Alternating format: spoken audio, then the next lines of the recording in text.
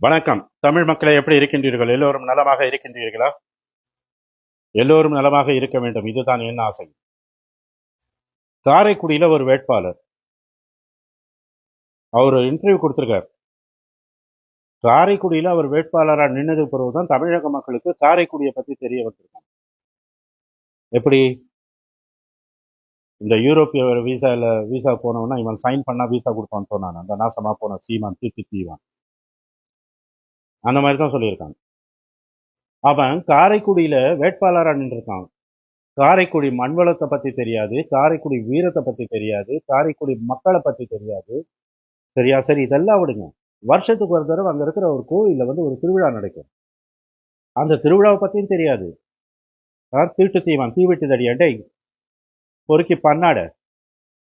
நீ காரைக்குடியில போயிட்டு வேட்பாளரை நின்றுட்டு சொல்ற காரைக்குடியை பத்தி யாருக்குமே தெரியாது. நான் அங்க நின்றதுக்கு பிறகு காரைக்குடியை பத்தி மக்கள் தெரிஞ்சுக்கிட்டாங்கன்னு சொல்லி. இதுக்கு பிறகு என்கிட்ட காணொலிக்கு பிறகு நீ காரைக்குடியை போய் படிச்சுட்டு பெரிய பூட்டைகளை பெருசா 1.5 ஹவருக்கு பேசுவ. அந்த 1.5 ஹவர்லயே 1/2 ஹவர் நீ விஜயை பத்தி தான் பேசுவ.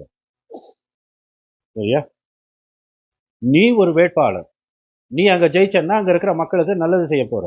இழவெடுத்த சனியனு, நாசமா போனவனு, காரைக்குடியை பத்தியே ஒன்னையும் தெரியாது உனக்கு. நீ என்னடா காரைக்குடியில புடுங்க போற?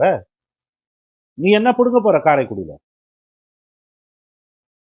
இதை நீ எலெக்ஷனுக்கு முன்ன சொல்லியிருந்தீன்னு சொன்னா சூப்பரா இருந்திருக்கும். நல்லா இருந்திருக்கும். இப்போ காரைக்குடியை பத்தி தெரியாத நீ காரைக்குடியில போயிட்டு வேட்பாளரா நின்ன, நீ பெரிய தற்குறியா? வடிகட்டின தற்குறியா? இல்ல நீ தற்குறின்னு சொல்லிட்டு இருக்கிறவங்க தற்குறியா?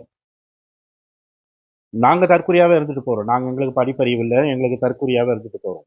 நீ எவ்வளவு பெரிய அறிவாளி?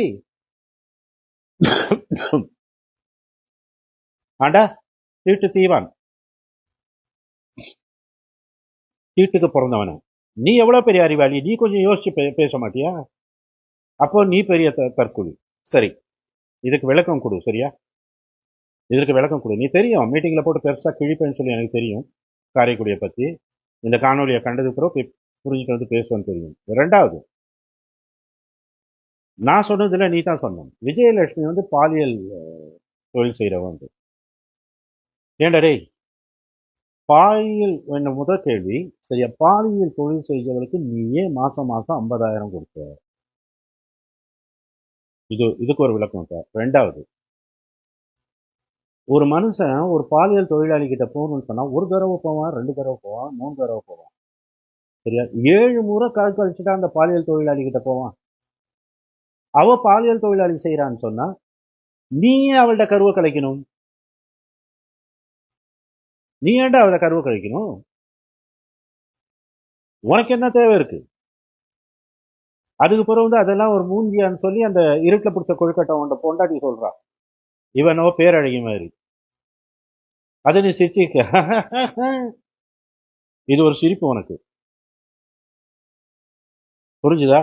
அப்போ ஒரு பாலியல் தொழிலாளி கிட்ட திரும்ப திரும்ப 5,000த்துக்கும் 10,000த்துக்கும் அவளை கால் அணைக்கி கையில் அணைக்கி அவகிட்ட நீ விழுந்து கிடந்தன்னு சொன்னா நீ எப்படிப்பட்ட கேடுகட்டவன், எப்படிப்பட்ட பெரிய தற்குறின்னு சொல்லி நீ சொல்லு. சொல்லு, விளக்கம் தான். இங்க வா சீமான், ஒரு விஷயம் சொல்ற ரகசியம், யாராவது கேட்டுற போறாங்க.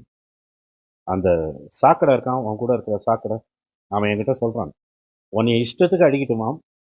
சரியா? ஒன்னைய கட்சியில இருந்து தூக்கிட்டு அவன் கட்சி அவனுக்கு ஆகுமா, வர திரள் நிதி எனக்கு ஆகுமா. நீ இந்த துண்டை போட்டுட்டு இருக்க, நான் தமிழர் கட்சியில துண்டு போட்டிருக்க, துண்டு இல்ல, சாக்கடைன்ற ஒரு நச்ச பாம்பு நீ கழுத்துல போட்டு கொண்டு திரியிற. அந்த பாம்பு எப்போ கழுத்தை சுத்தி உன்னைய கடிக்கும்னு தெரியாது. கூடாடே, போயிட்டு உங்க அப்பன் பேருன்னா செந்தமிழனா? அவனுக்கு தமிழ் தெரியுமா? ஏன்னா அவன் தான் மலையாளியாச்சு. தமிழ் தெரியுமா? அது சபாஸ்டினோ என்ன அழவோ, சபாஸ்டினோ செந்தமிழோ என்ன அழவோ. நீ அவன்கிட்ட இதுல கல்லறையில போயிட்டு காலை வச்சு கேட்டேன்னு சொன்னா சரியா ஒரு சத்தம் ஒன்று கேட்கும். ஏன் பிறந்தாய் மகனே, ஏன் பிறந்தாயோ, அந்த பாட்டு கேட்கும். அதை விட்டுட்டு இந்த நாம் தமிழர் கட்சியை உருவாக்குனார் பார், அவருடைய கல்லறைக்கு போனீங்க சார், அதான் அடிச்சு கொடுத்துட்டீங்க. நான் இருந்தாலும் அந்த கல்லறை ஒன்று இருக்கும், அங்க போனேன்னு வச்சுக்கோ, போயேன், அங்க ஒரு பாட்டு கேட்கும்.